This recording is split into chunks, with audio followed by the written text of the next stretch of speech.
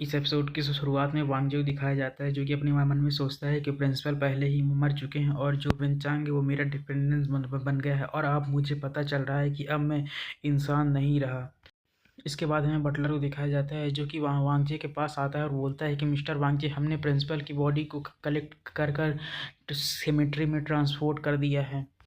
इसके बाद जो बटलर होता है वो बोलता है, हालांकि लॉ के अकॉर्डिंग जिनके पास कोई भी पावर्स नहीं होती उन्हें इस सेमेट्री में दफनाने नहीं दिया जाता है, लेकिन आप लिंग लैंग्यू के आश्रित, इसीलिए आपको विशेष अनुमति दी गई है कि आप उनके अंतिम संस्कार को सेमेट्री में कर सकते हैं।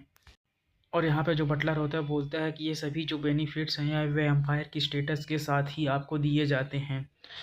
इसके बाद जो हमारा वांगजे होता है बोलता है कि मिस्टर आजी, जिसे सुनकर जो बटलर होता है वो भी हाँ में नॉड कर देता है। इसके बाद जो हमारा वांगजे होता है बटलर से पूछता है कि मिस्टर आर, यहाँ पर जो कुछ भी या वो कोई इंसिडेंट नहीं था ना, मुझे ये रियलाइज़ नहीं हुआ था कि ये एक ट्रैप है, लेकिन मुझे इतना तो पता है कि ये सब चीज़ें आपको पहले से ही पता थी। क्या मैं सही कह रहा हूँ? और वांगे की ये बात सुनकर जो बटलर होता है वो हाँ में नॉड करता है और बोलता है, लेकिन आप इस चीज़ को गलत समझ रहे हैं मिस्टर वांगजी।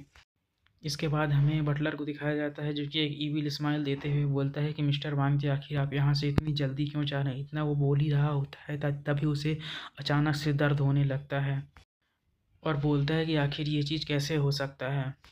इसके बाद जो बटलर होता है अपने मन में सोचता है, यह तो असंभव, क्योंकि यह तो एरो ऑफ पनिशमेंट है और इस एरो का केवल मिस लिंग लैंग्यू ही दूसरे को दे सकती हैं। और क्या ये इसलिए क्योंकि मैं उनके विल के अगेंस्ट जाकर मैंने ये काम किया था? लगता है ये उसी चीज़ की पनिशमेंट है। इसके बाद हमें बटलर को दिखाया जाता है, जो कि अपने मन में डरते हुए सोचता है, ये मिस लिंग लैंग्यू के अंदर मैंने कई सालों तक उन्हें सर्व किया है। भले ही मैं उनका डिपेंडेंस से नहीं हूँ, नहीं, लेकिन मैंने उन्हें बड़े होते हुए यानी कि ग्रो होते हुए देखा है। आखिर ये ऐसा कैसे हो सकता है कि वो मुझ पर अटैक कर रही हैं, वो भी एक डिपेंडेंट के लिए?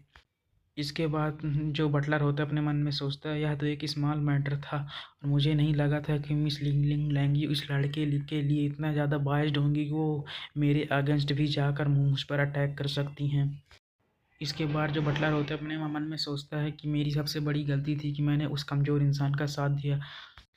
इसके बाद हमें लिंग लैंग्वेज को दिखाया जाता है, जो कि हंसते हुए बोलती है कि यह बस एक छोटी सी गलती थी और मेरे मास्टर को यहाँ पर कोई भी नहीं पागल बना सकता, चाहे वो यहाँ पर कोई भी हो।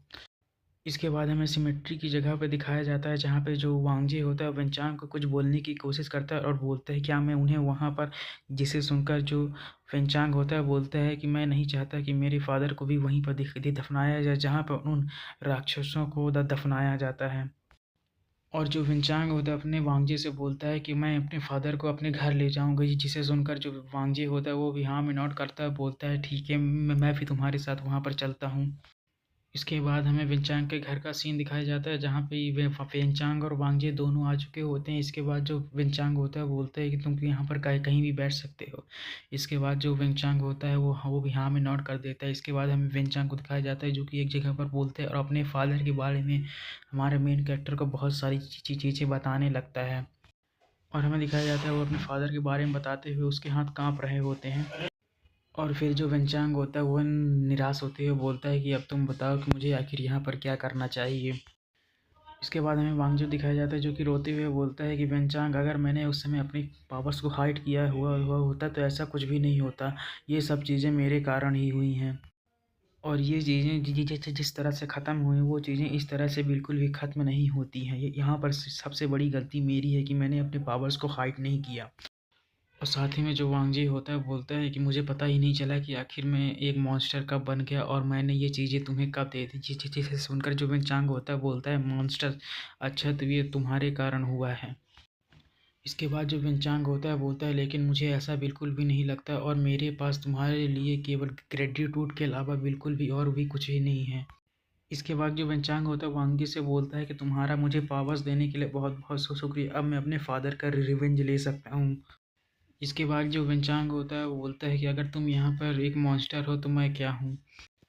इसके बाद हमें वेंचांग को दिखाई जाता है, जो कि बहुत ही ज़्यादा फास्ट तरीके से अपने फादर के कॉलीग्राफी के पास जाते हुए बोलता है कि आखिर तुम ह्यूमन और हेवन और अर्थ के बारे में तुम क्या सोचते हो वांगजी। इसके बाद जो वेंचांग होता है वो वांगजी से पूछता है, जब किसी नॉर्मल ह्यूमन और जेनेटिक ह्यूमंस के बीच में कंपेयर किया जाता है तो ये चीज़ क्या कोई नॉन ह्यूमन चीज़ नहीं होती है? इसके बाद जो वेंचांग होता है बोलता है कि जो वैम्पायर और डिपेंडेंस होते हैं वो इसलिए इसीलिए स्ट्रांग होते हैं क्योंकि उनके पास एक स्ट्रांग जेनेटिक ब्लड लाइन होती है। और वह जो वेंचांग होता है वो बोलता है कि क्या इन सभी चीज़ों के कारण जो हम इंसान है वो इंसान की जगह कुछ और बन जाते हैं, क्योंकि देखा जाए तो हम सभी तो इंसान ही हैं ना।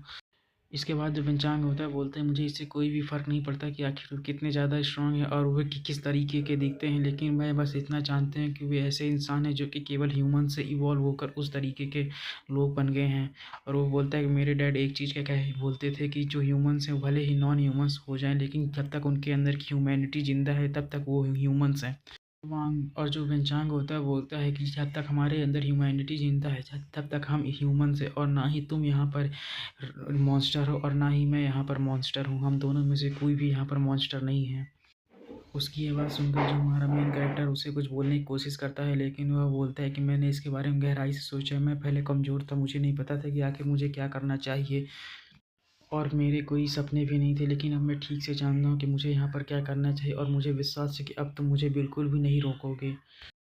मैं सही कह रहा हूँ ना, क्योंकि देखा जाए तो तुम मेरे यहाँ पर मास्टर भी हो। और इसी सीन के साथ जो हमारा एपिसोड होता है वो ख़त्म हो जाता है और यहीं पे हमारा एपिसोड ख़त्म हो जाता होता है। अगर आपको वीडियो अच्छी लगी तो लाइक कमेंट सब्सक्राइब जरूर करें और अगले वीडियो के लिए वेट करें। Thanks for watching.